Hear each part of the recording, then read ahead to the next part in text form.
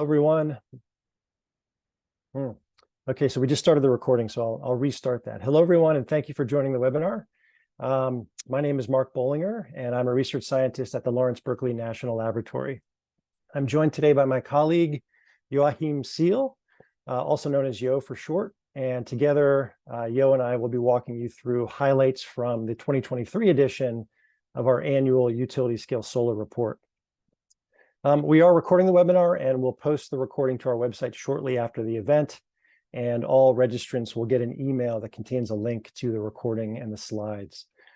If you do have any questions while we're presenting, please type them into Zoom's Q&A feature, and we will do our best to answer as many of those as we can, either during or after the webinar. And then finally, I want to thank the U.S. Department of Energy's Solar Energy Technologies Office for funding this work. So next slide, please. Okay, so this is the 11th year that we've published this report. And as in past years, the purpose is to compile and analyze a wide array of publicly available data to reveal key trends in the U.S. utility scale solar market. We define utility scale solar to include any ground-mounted project that's larger than 5 megawatts of AC capacity. So if you're interested in smaller ground-mounted projects or perhaps rooftop projects, I would encourage you to look at Berkeley Lab's companion report called Tracking the Sun, which covers a lot of information about those smaller projects. And you can find that at trackingthesun.lbl.gov. In addition to this webinar, other products that are included with this release include a PowerPoint-style report, which closely resembles the slide deck that you'll see today. We also put out an Excel data file that contains all of the data behind the graphics that you find in the report. There's also a written executive summary and also online interactive data visualizations. And you can find all of that at utilityscalesolar.lbl.gov. Next slide. Okay, so here you see the chapter headings for the report, and we are going to basically touch on content from pretty much every single chapter of the report today, with the exception of those two that I've lightened out here and crossed out. So specifically, we will not cover any content on concentrating solar thermal power or CSP plants, just due to the relative inactivity in that segment of the market over the past 5 to 10 years. In addition, we won't run through our data and methods, but if anyone's curious about that, I would encourage you to take a look at the full report. But we will be touching on all of the other elements that you see listed here. Next slide. Whoops, was there one on there on the regionals, or did you take that one out? Yeah. I'm sorry, I took that out. Okay, yeah. All right, well, with that, let me pass it over to Yo to actually jump into the content. Okay. Thank you, Mark, and a warm welcome from me as well. In this first section, I will now present some of the overarching deployment and technology trends to provide you with some background then for the later discussion. But before diving into the details, I wanted to start out with a high-level introduction. And here we can see a graph from the Solar Energy Industry Association and Wood Mackenzie, and they estimate that in the last year, in 2022, about 20 gigawatts DC of solar was installed. It's a little bit less than in the prior year due to a weaker showing of the utility scale solar sector, which traditionally has been the driver of solar growth in the United States. We will disentangle some of the reasons why large-scale solar contracted by about 30% or so last year. But for the moment, I just wanted to emphasize that looking forward, the industry experts expect a return to strong growth, with an annual deployment ramping up to nearly 40 gigawatts a year in the next 2 years. Despite some of these deployment challenges, solar again is the leading source of new generation capacity in the United States. In the year 2022, out of all the added capacity, solar made up a record of 49%. However, our analysis only focuses on a subsample of all the solar, namely and for the past year 2022, we have a sample of 147 new projects that were completed and achieved commercial operation in that year, they account for 13.2 gigawatts DC or 10.4 gigawatts AC. On this slide, you can see the monthly cumulative capacity additions over the course of a year and how individual years compare to one another. The year 2022 is the black solid line, while past years are shown in the blue dashes. You can see that up until July 2022, build-out was pretty much on par with the previous year, 2021, but then capacity additions seem to stall. And a couple of factors may have contributed to this. For example, increased anti-dumping circumvention investigations against 4 Southeast Asian countries began in the late spring. And multiple gigawatts of modules were seized at ports after the Uyghur Forced Labor Prevention Act became effective in July of 2022. The EIA reported that a growing number of projects experienced delays up to 20% of all the plans. Towards the end of 2022, more capacity managed to come online, however, which seems to indicate that it was not just a strategic withholding of new capacity to then benefit from the more lucrative IRA benefits that started in the year 2023. Looking ahead, 2023 seems to be a record year as EIA estimates more than 24 gigawatts AC of solar to come online, kicking off a new boom period for utility scale solar. So for the next year, then even for 2024, they estimate up to 35 gigawatts AC of projects larger than 5 megawatts AC. But not all of the solar is uniformly spread across the United States. Here you can see deployment by region. You can see that Texas has really established itself as a solar hotbed, having added the most capacity of all the regions that we analyzed in the past year, about 2.5 gigawatts AC, or a quarter of all the new utility scale solar capacity. And after a few sluggish years, California bounced back last year and added more than 2 gigawatts in 2022, the most that it has ever installed since 2016. In the Southeast, Florida, Virginia, and Georgia continue to lead solar growth there, though at slightly lower levels than in the prior year. As a percentage of in-state generation, California has the most solar market share of 27% in the year 2022, while Nevada, Massachusetts, Vermont, and Hawaii have all surpassed 17%, and some of them even 20%. Despite the large capacity additions that I've already mentioned for Texas, solar only makes up for 5% of all generated electricity so far. And on a national level, solar still has some headroom to grow into as overall penetration only is 4.7%. You can explore these and many other statistics and trends yourself in interactive data visualizations that are on our project website. So here is a map that shows the 7 ISO regions and then 2 additional broad regions, the West non-ISO territory and the Southeast non-ISO territory. You can see all the utility scale solar additions in the US, and with those of 2022 highlighted in a dark blue color. You can see that utility scale PV is now really well represented throughout the nation, with the exception of upper Midwest states in the Wind Belt. So that's Montana and the Dakotas. Interestingly, in Texas, all of the new solar capacity that was built outside of the Western Panhandle, where really most of the prior solar build-out has taken place in previous years. 2022 also had record solar hybrid deployment, where solar was coupled with storage. We will talk about that a little bit later in the discussion, but suffice to say that we have 35 new projects here, and that California is really the leader in that particular segment. Again, we have interactive visualizations on our website where we can dive deep into project level technical characteristics if you are interested in. The Inflation Reduction Act offers tax credits of 10% for solar projects that are located in so-called energy communities. And that incentive started in the year 2023. No such credits were available in prior years, and it seems somewhat unlikely that for the new 2023 projects that these were already intentionally cited in these communities, given just the long development timeline that these projects have and the rather late notice what actually makes up such a community.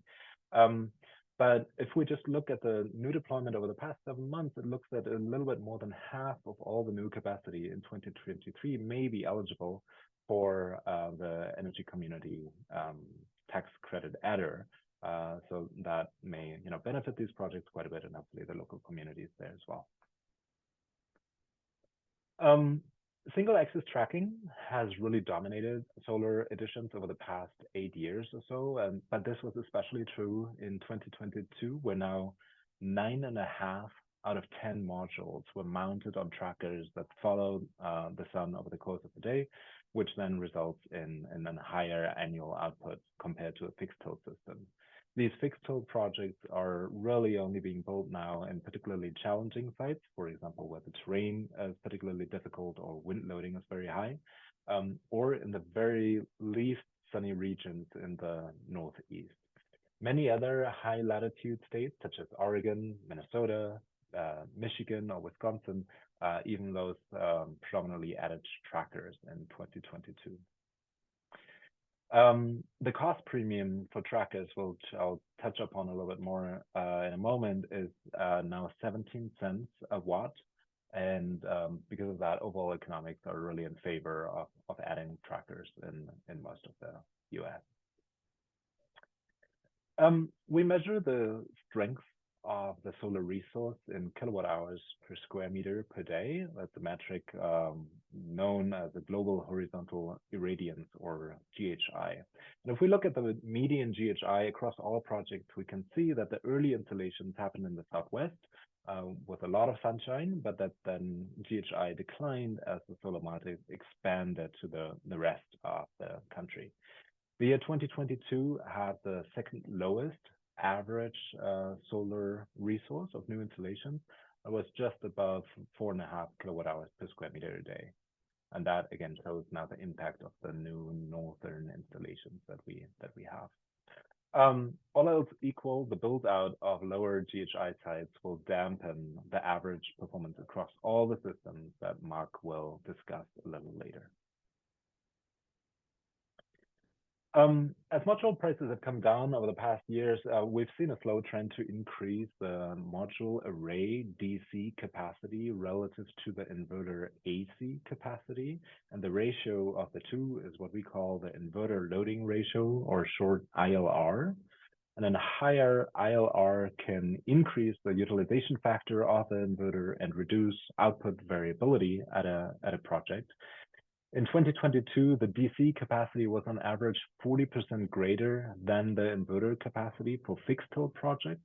For tracking projects, it was a little less, and it actually decreased a little bit from prior years. The DC module array was about 30% larger than the AC capacity.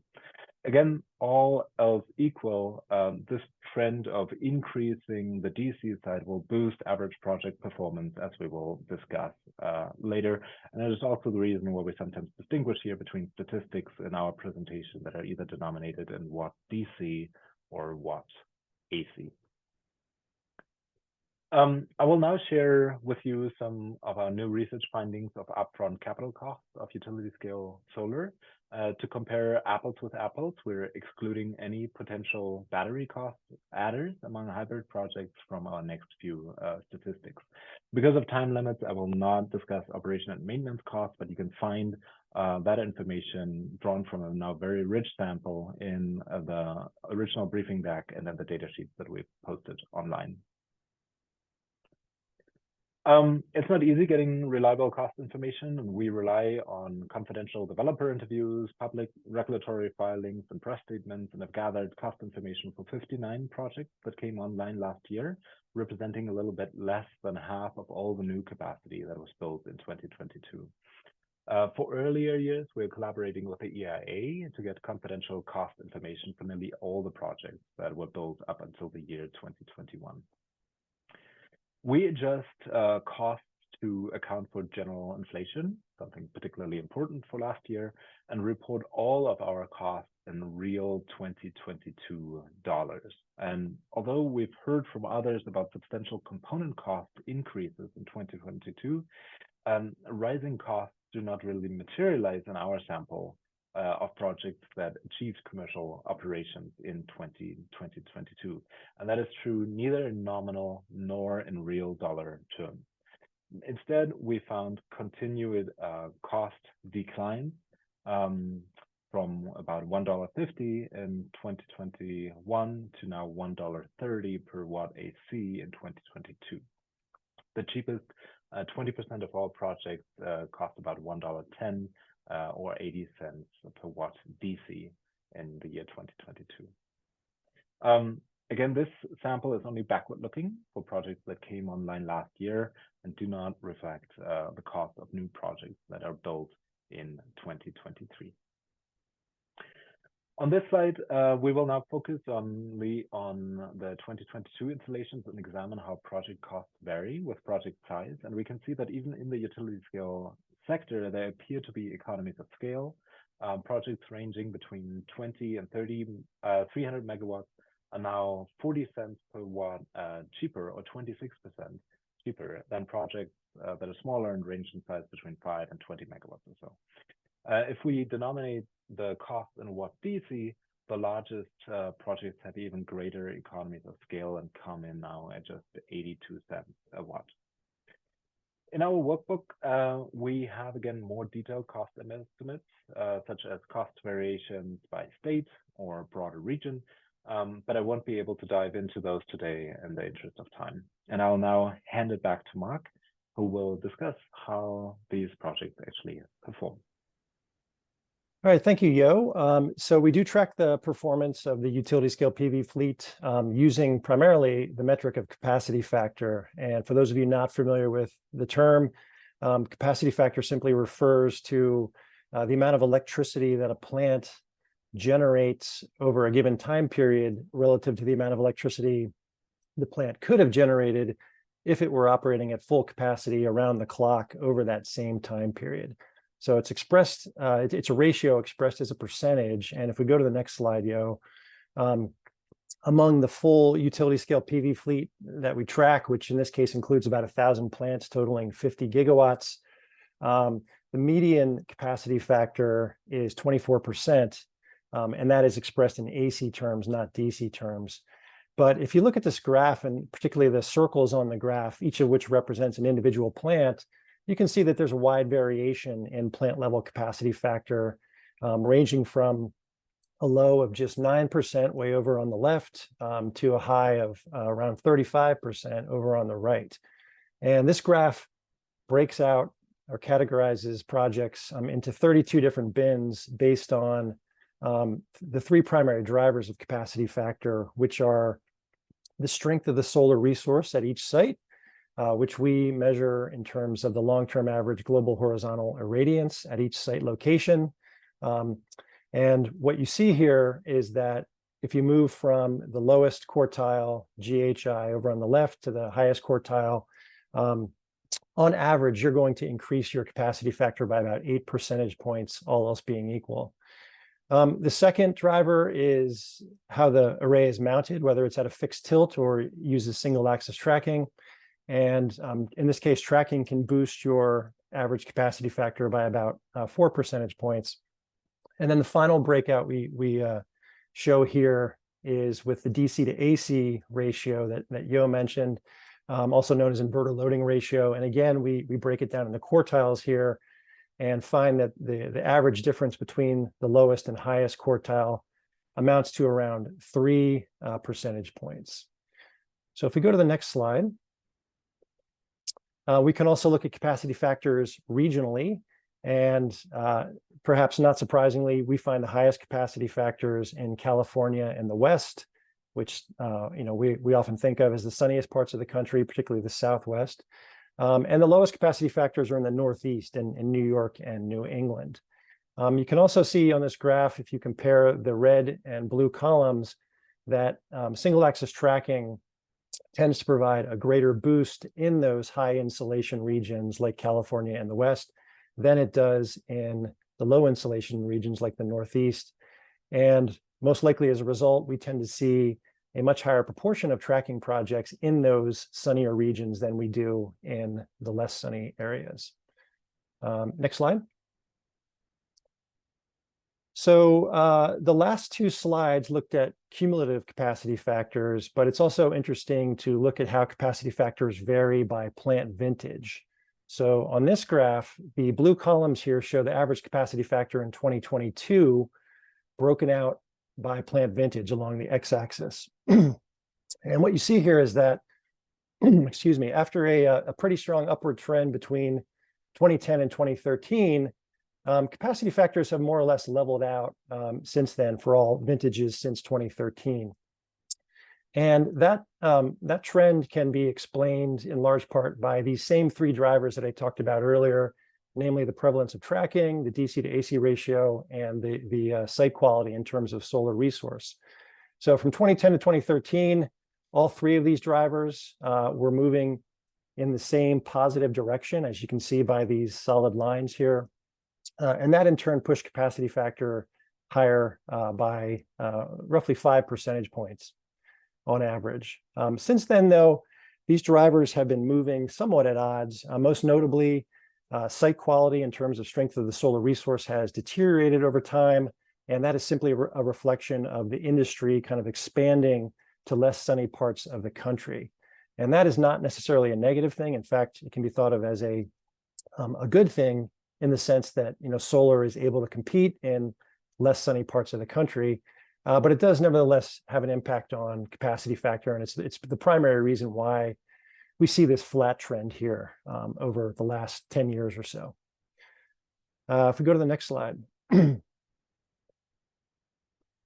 Okay, so we can take the capacity factor data that I just ran through in conjunction with the CapEx data that Yo talked about, along with a few other inputs like OpEx, cost of finance, projected useful life. And we can use that information to estimate the levelized cost of energy, or LCOE, of many plants in our sample. And then we also collect power purchase agreement prices for a pretty good portion of our sample as well. So let's get into that. So next slide, please. Yeah, so actually this slide just provides a little bit of information on sample size and methodology. For LCOE, we're basically looking at, I think, about 54 gigawatts of plants for which we have LCOE estimates, whereas for PPA prices, our sample is a little smaller. It's about 31 gigawatts. So let's go to the next slide, actually. So here we see the LCOE data. Each individual bubble here on the graph represents the LCOE of a single plant, with the size of the bubble corresponding to plant capacity. And then the orange columns represent the generation weighted average LCOE. And this is broken out along the x-axis by commercial operation year or plant vintage. So you can see a pretty strong downward trend. LCOE has fallen by about 84% since 2010 to roughly $39 or $40 per megawatt hour in 2022. And that number does not include the benefit of the ITC. Another interesting thing I think you can see on this slide is that the pretty extreme spread or variation in LCOE that we saw back in the early days of the market has really narrowed quite a bit over time. So for example, if you look at 2012, which was a pretty big deployment year, you can see quite a wide range of individual plant level LCOEs there, ranging from maybe, I don't know, $70 per megawatt hour up to $350 per megawatt hour. But over time, that range has shrunk quite a bit. You can contrast that with 2022, where the range, the total range falls into roughly, $50 per megawatt hour range there. And I think that is sort of indicative of a maturing market where there's greater data transparency and more knowledge about what these projects should actually cost. So let's go to the next slide. So here we see PPA prices, and the graph on the left, which shows our full sample, you can pretty much see the same trend that we just looked at for LCOE, as PPA prices have more or less followed LCOE lower over time.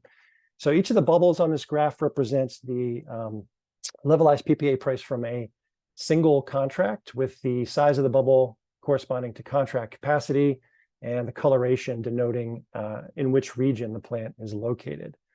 The left shows our full sample, but the graph over on the right, there I've zoomed into just the most recent years to try to add a little bit more visibility into what's been going on recently. And there in that graph on the right, you can kind of see this bottoming out in PPA prices around 2019, followed by some stagnation in the year or two after that, and then more recently, a bit of a price increase. You can also see in this graph on the right that our recent sample is relatively thin, and there are perhaps at least two reasons for that. One being that we tend to collect PPA price data retroactively, and so my guess is that going forward, we'll be able to backfill our 2022 sample a bit more as time passes and more data become available. The second reason is a little bit more interesting, and it reflects the shift in the market away from utility PPAs towards corporate PPAs. So as most of you probably know, corporate PPAs are often virtual in nature and are settled financially. And that in turn means that these corporate PPAs are not necessarily subject to the same regulatory reporting requirements that utility PPAs are. And that in turn means that we have less visibility into their pricing. So our sample is admittedly a little bit thin on reflecting what's going on in the corporate market. But if we go to the next slide, there is a private company, fortunately, out there called Level 10 Energy, who is very deep into the corporate PPA market. They run an online platform that matches up buyers and sellers, and every quarter they publish kind of aggregate price information from what they're seeing on that platform. So that's what I'm showing here in the top two graphs. These are the prices that Level 10 Energy reports. Down here in the bottom left, that's really where I want to draw your attention here.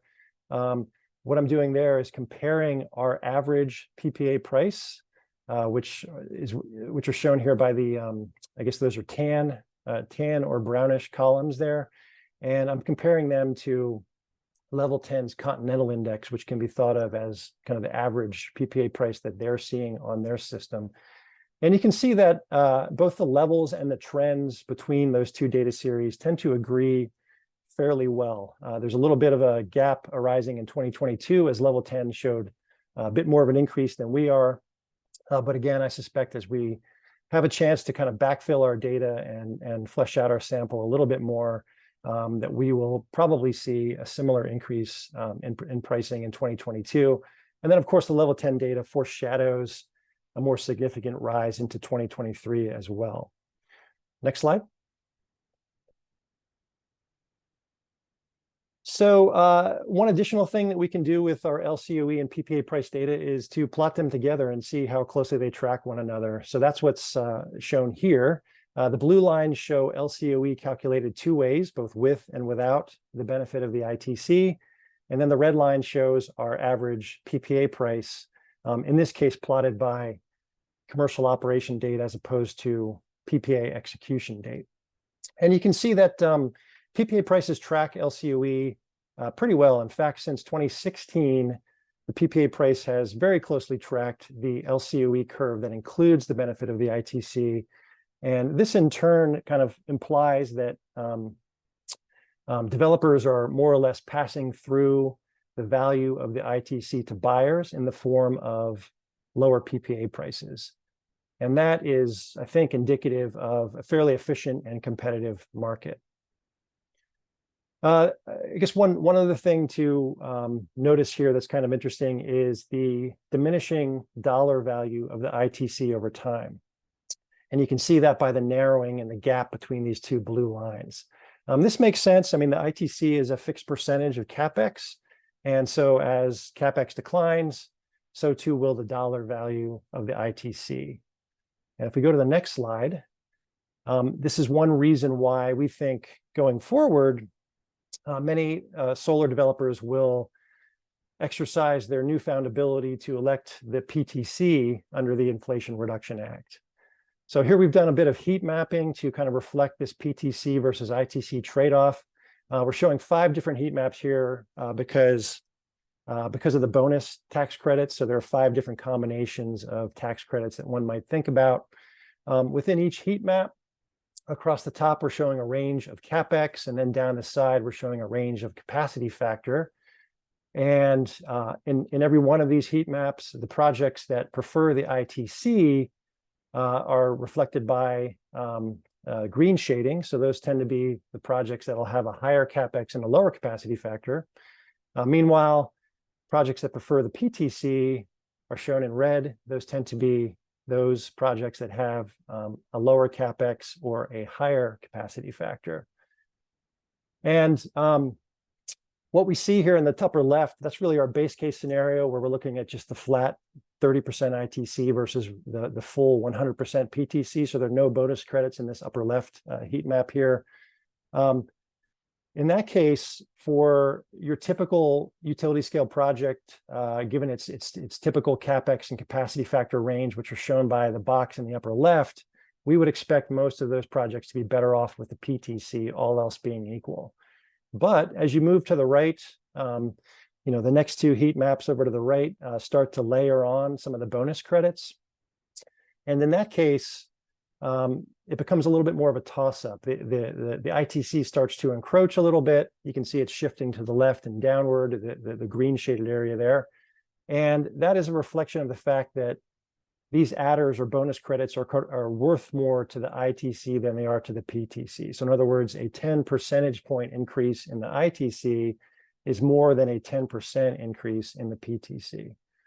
So, once you get to a project that can layer on both the domestic content and the energy community credit, it's a little bit more of a toss-up as to whether PTC or ITC will be preferred.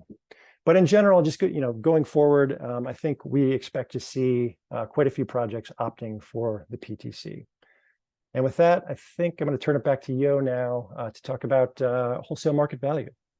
Yeah, thanks a lot, Mark. And again, a quick reminder, if you have any questions, please do enter them in the Q&A box. I've been trying to answer a couple of them as we go along to make good use of our time here together. So in this section, we will now analyze the historical market value of solar generation within the 7 organized wholesale power markets that are managed by ISOs across the United States. And then we also use a similar but somewhat less granular approach to estimate the value of solar for 18 additional non-ISO balancing areas.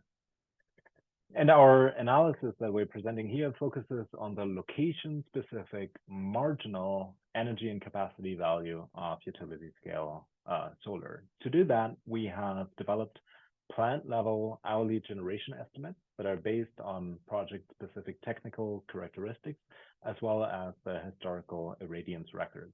And then we debias those model generation profiles using both ISO-wide hourly solar records as well as plant-level monthly records.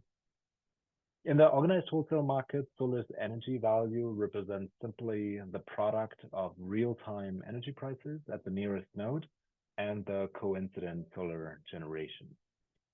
Solar's capacity value represents solar's contribution to meeting resource adequacy requirements, and it is determined by a project's capacity credit that is determined either by the local ELCC methods or other methods that are set up in a particular balancing area, as well as the coincident capacity prices.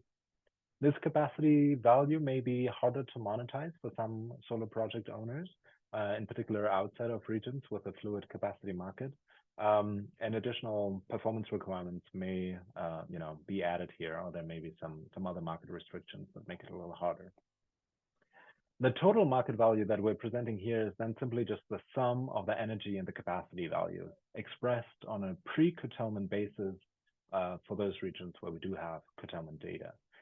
We thus exclude any potential other revenue streams, such as value from providing ancillary services, renewable energy credit sales or savings from avoided transmission demand charges, for example, as well as other externalities that are usually not included in wholesale prices, for example, carbon mitigation value.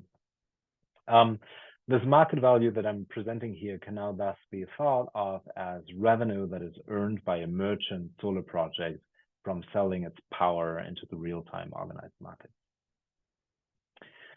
One of the components that is influencing this effective merchant revenue is the amount of solar energy that is curtailed, either because of system-wide oversupply relative to load or due to local congestion that prevents solar exports to load centers.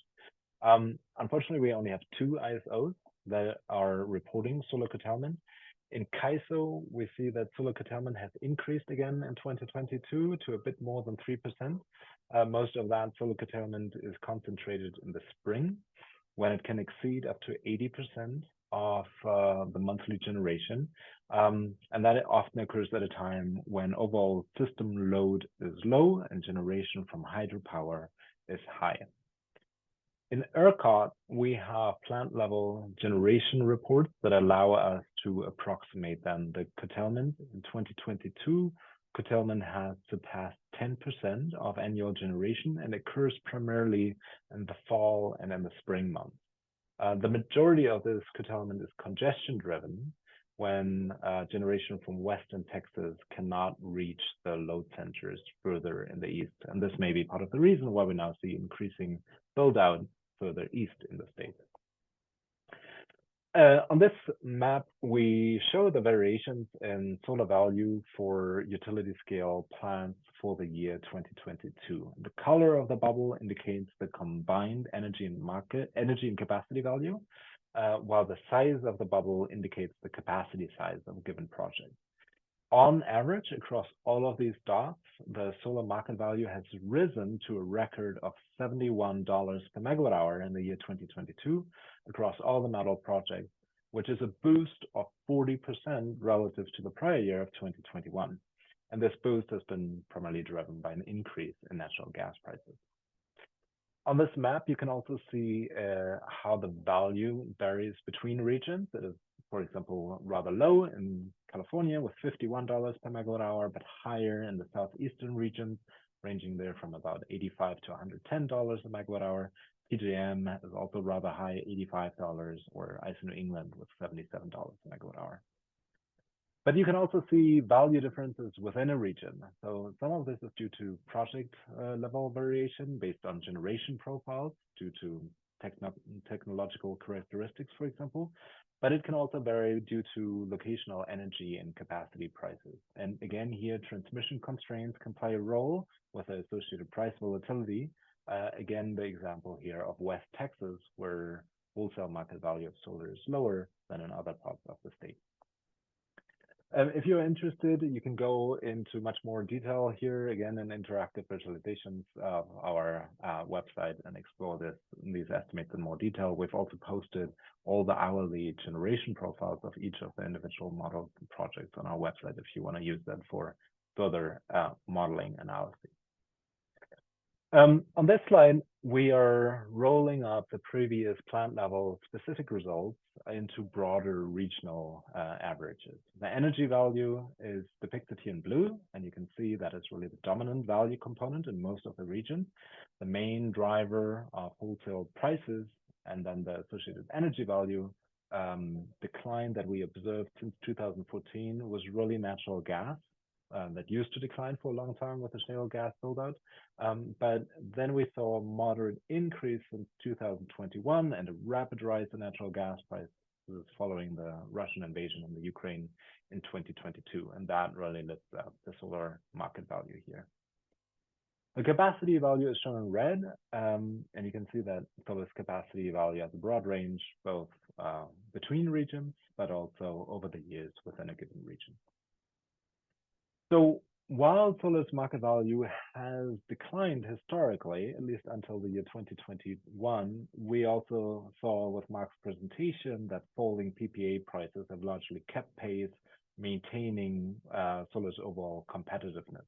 But especially in 2022, the solar energy and capacity value really exceeded the levelized PPA prices of contracts. So any off-taker who purchased solar power through a PPA that was signed in 2022 paid less than what they would otherwise have to pay for purchasing the same amount of power at the same location and time in the spot market of these regions.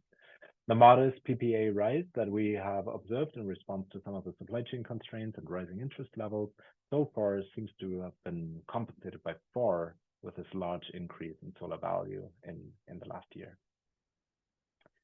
And to provide a little bit more of a sense of whether or not solar provided above or below average value relative to other market participants, one can also compare solar's value with that of the average wholesale energy and capacity prices. And the latter represents a generator that would then operate at full capacity in all hours of the year, or what we call the flat block of power.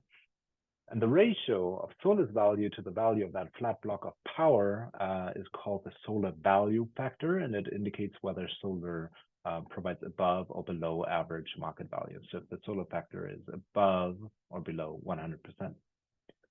This value factor normalizes changes in value that are due to broader trends over time, for example, increases in natural gas prices, and focuses only on the alignment of the solar profile with times of high wholesale power prices. And it is quite useful, I think, to analyze the effect of increasing solar penetration on solar value. So you can see that at higher penetration levels, solar's marginal operating costs that are usually near $0 per megawatt hour are able to push wholesale prices below where they would be otherwise. And also solar marginal capacity credit usually declines at higher penetrations as the peak node gets shifted increasingly into the late afternoon or early evening hours. And so you can see that in CAISO, in the early days of solar in 2012, when penetration was around 2%, the solar value factor was about 125%. But last year, at a penetration of 26%, it fell down to only 54%. And similar trends exist in much of the West, where other balancing areas either have quite a bit of a high penetration already themselves, such as Nevada or Arizona, or they're just simply connected to high penetration California through the energy imbalance market and just experience already some of this high penetration rate there. For example, in BPA, we see that even at low penetrations already locally, the value factor seems to decline. For most of the other ISOs in the southeastern balancing areas, the solar market value is still at really high levels, and that indicates the robust value that solar can provide, particularly at lower penetration levels. To better understand the origin of value differences between solar generation and a flat block of power, we can differentiate between various effects: the effect of curtailment, location, and profile. And again, we use this concept of the flat block of power as a starting point here, that is shown at the bottom of our slide for each of the ISOs in black here. We start by depicting the relative difference between the flat block of power at all prices, pricing nodes in an ISO, and those that are just located close to the solar project, and that is shown in gray here. Overall, for most of the ISOs, that has a pretty limited effect. In a second step, we then compare the value differences at those solar locations that are driven by solar's generation profile, and that is shown here in gold. And you can see this is clearly the dominant effect and can either be negative, as it's the case in CAISO, ICE New England, or it can be highly positive, as it is the case in SPP or MISO. Finally, we adjust the solar value downward for reported curtailment in CAISO and in ERCOT, and that is shown here in dark blue. One way of addressing this value decline of standalone solar as penetrations increase is to simply add storage to a project, enabling the owner to shift energy then to higher value periods. We will only present the solar-specific hybrid data here. If you are interested in broader hybridization trends, for example, solar and wind, or wind and storage, you can see a dedicated report that we've put out on this topic that is linked here. The large-scale PV battery hybrid build-out started somewhat slowly back in 2016 with just a few projects built each year through 2020, but then it really accelerated dramatically in the year 2021 and kind of kept that pace in 2022. And we see a somewhat even split between new greenfield hybrid developments and retrofits of existing PV projects where now storage gets added. Most of this new storage was built in CAISO. We have 13 projects there, more than 1 gigawatt of storage capacity, on average 3.5 hours of storage duration. ERCOT had just 3 new greenfield hybrids being developed with less storage capacity of just 300 megawatts, and importantly also shorter duration, on average just 1 hour, as the ancillary service market play is kind of more important there than really shifting energy from 1 hour to another, as is the case in CAISO. And Massachusetts has built a lot of smaller projects, but they have only limited storage capacity, 24 megawatts, and often around 2-hour duration. So, looking at the project costs of these projects, we find that the battery cost adder scales in general with the capacity of the battery, of course, and the duration of the battery. And that is shown here in the left graph, where we have combined PV and battery costs for a bit more than 60 projects that were installed over the last 5 years. You can see if you move along the x-axis to the right, as the capacity of the battery increases, costs kind of go up, and as the battery duration increases with the bubble size going up, the costs kind of also go up. For the cost sample for 2022, we had both smaller average battery capacity relative to PV, about 65% on average, and a little bit of a shorter storage duration of just a bit more than 2.5 hours relative to what we've seen in 2021. And as a consequence, the mean combined PV and battery costs are now in 22 a bit lower than they used to be in 2021. At a combined cost of about $2.20 or so per watt PV. In the right graph, we now break out component costs for projects where we have such detailed data. And unfortunately, for 2022, we do not yet have enough data to really provide a detailed breakout between the solar and the battery component. But for 2021, we can now do that after we received new data from EIA. In general, battery costs are now down to a little more than $700 per kilowatt hour among 21 projects for which we have this data. And the cost adder of adding a battery to a PV project is about $2 per watt PV, or a little bit more than half of the overall hybrid plant installed cost. You may be a little confused why the solar component is more costly than for a solar standalone project. That may be because these projects on average have a higher inverter loading ratio, so simply have more modules than what you would otherwise see. Maybe they are also retrofits to old PV projects when solar standalone projects were simply more expensive, or maybe there's just simply an uneven accounting of costs between the PV and the battery component. And now I'll hand it back to Mark, who will tell us a little bit more about how these hybrid projects are priced in PPAs. Okay, thank you, Yo. So just as we collect PPA prices for standalone solar plants, we also do the same for PV plus storage hybrid plants. And that's what's being shown on these graphs. We're seeing the time trend and PV plus storage PPA prices broken out between plants on the mainland, shown here in blue, and plants in Hawaii, shown in orange. These PPA prices represent the PV and storage components combined, so you can think of it as an all-in price.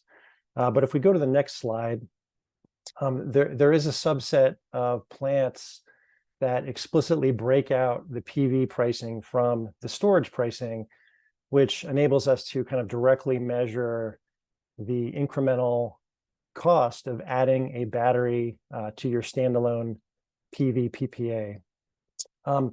We show that incremental cost, which we call the levelized storage adder, 4 different ways on this slide. But just to kind of cut to the chase, given where the time is here, if we look at the bottom right graph, basically you can expect your standalone PV PPA price to increase by anywhere from, I don't know, let's say $10 to $20 to $25 per megawatt hour, depending on how large the battery is relative to the PV capacity.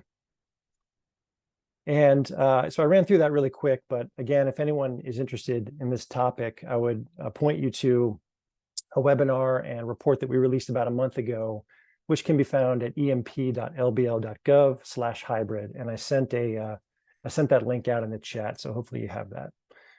Let's go to the next slide, Yo. Yeah, so I do want to take a minute or two to talk about what's coming through the interconnection queues. So let's go to the next slide. Every year we collect data from interconnection queues across the country. That includes the 7 ISOs or RTOs, in addition to 35 more utilities. And in aggregate, this represents about 85% of all load across the US. And you can see in the map there the various regions that we're looking at. So we've got pretty good national coverage there. Let's go to the next slide. So here we see data in the queues over time, or the amount of capacity in the queues over time. At the end of 2022, there were 947 gigawatts of solar in the queues. More than a third of this capacity first entered the queues in 2022, so there was a big jump in 2022. Moreover, roughly half of all solar in the queues was paired with a battery, so hybridization is well represented in the queues. If you look over on the left, you can see that solar and storage are really dominating capacity in the queues, followed distantly by wind, and even more distantly by gas-fired generation. And apart from those 4 resources, there's really not all that much to speak of in the queues at present. If we go to the next slide, it shows where the 947 gigawatts of solar that's in the queues is located across the US. So a lot of it is in the non-ISO West region, about a quarter of it is located there. But there's also quite a bit in places like MISO and PJM, which might be slightly surprising given that you know, you don't typically think of those 2 regions as necessarily being all that sunny, maybe. If you look at CAISO, which I guess is 5th from the left, you can see that the vast majority of solar in CAISO's queue, 97%, is paired with a battery. And the same is true for the West. The relevant number there is 81%. And this makes some sense because both of these regions obviously have relatively high solar market penetrations and have been struggling with these duck curve issues that I'm sure you've all heard about. And so it makes a lot of sense to see strong interest in hybridization in those 2 areas. Now, although there's a lot of solar capacity in the queues here, keep in mind that only some subset, fairly small subset of this capacity is likely to actually be built in the near future. And I'll just remind you of some graphs that Yo showed earlier in the presentation, projecting maybe somewhere between 20 to 30 gigawatts of solar deployment over the next few years. And so with that, let's just move to the summary slide, Yo. Let's go to, just go to this one. I think we'll leave this up here, but not go through it since we've touched on all these points. And you can read it if you want, but I think we should probably move to a verbal Q&A here with the time we have left. So, Yo, do you have any questions queued up there? Yes, yeah. So thank you very much for providing questions. I'm not sure that in the remaining few minutes we'll be able to answer all remaining 12 questions. We'll try to follow up with you after the fact if we're not able to do that. There were a couple of questions. One very simple, did we have a standalone storage report recently? No, unfortunately, we're not doing an annual market report on standalone storage. There are many private consulting companies, of course, that do that. Another question was whether or not we've ever looked at a correlation between maintenance costs or O&M costs in general and capacity factors.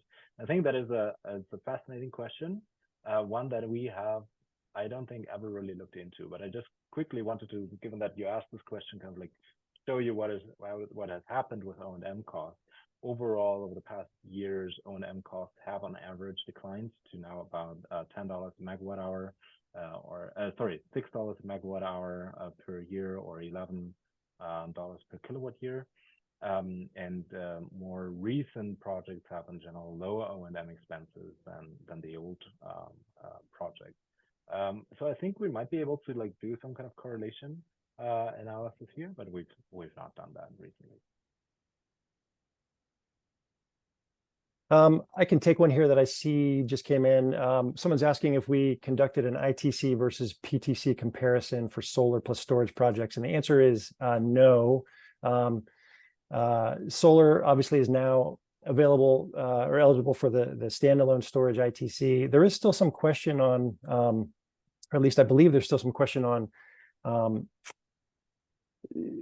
whether solar can take the PTC while storage can take the ITC, and how it works if you're combining those two assets. So I think we're probably still waiting on some guidance from Treasury on that, although perhaps the lawyers have already taken a view that I'm not aware of. Hey, there are two questions about interconnection studies. Why do they take so long? So if you're interested in interconnection, like our team does a lot of work on that. Actually, there's a whole initiative by the Department of Energy that is called the I2X initiative that aims to increase the interconnection speed and success chances of solar and wind deployments. I encourage you to check that out. DOE is also in the process of releasing a roadmap that we've created with them on this topic, identifying further possible enhancements, and that will be open to public comment. And so I encourage you to look into that. Why do interconnection processes take so long at the moment? In many of the regions, the process used to be quite convoluted. Not everybody had cluster processes for this, and so it's like one project in front of you dropped out, and it triggered a lot of restudies. So overall, it was just not very efficient. Furthermore, there are many more projects that probably will ever come online and pass because they don't fully know what the interconnection cost at any given node within an ISO will be. And so the only way to have this kind of cost discovery is by submitting a bid, which in turn then increases the overall queue size and kind of clogs up the process. BERC has released some reform proposals on that with a recent rule. We don't have those incorporated into any of these forecasts. Also, these are not really forecasts where we judge the likelihood of any particular project, but simply report the queues as the various balancing areas happen around the country. So I think we may see a moderate impact in this year's queued up report that we will release around March or so of the coming year, and can see whether we may see some successes there. Hopefully, overall, queue will shrink a little bit to more manageable levels, and success chances will rise. But I think like really the big item out there is overall transmission build out, and the recent reforms haven't really touched on that yet.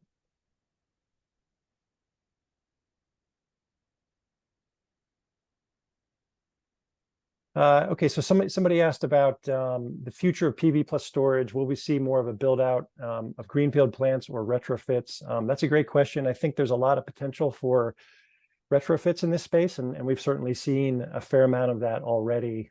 So I suspect the answer is probably going to be both. I haven't seen any projections that kind of break out one from the other, but I think you can make a strong case for both. And we are just about to the top of the hour. I don't know. Do you see any more there, Yo, that we can knock off quickly? Yeah, there was a question of like whether or not we're tracking curtailment of coal. I don't have any coal curtailment data. We do have wind curtailment data, and in many parts of SPP or so, wind curtailment is much stronger than solar curtailment. That is zero in that region.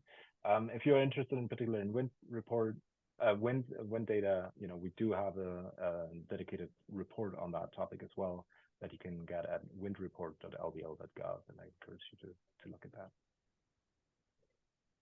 Great. So that does bring us to the end of the hour. So I guess I want to just wrap it up here and thank everybody for sticking with us over the full hour. And thanks for all the great questions. Thanks again to the DOE's Solar Energy Technologies Office for funding this work. And we'll be back again next year with the 2024 edition. So thanks, Yo, and everybody have a great day. Thank you very much for your time.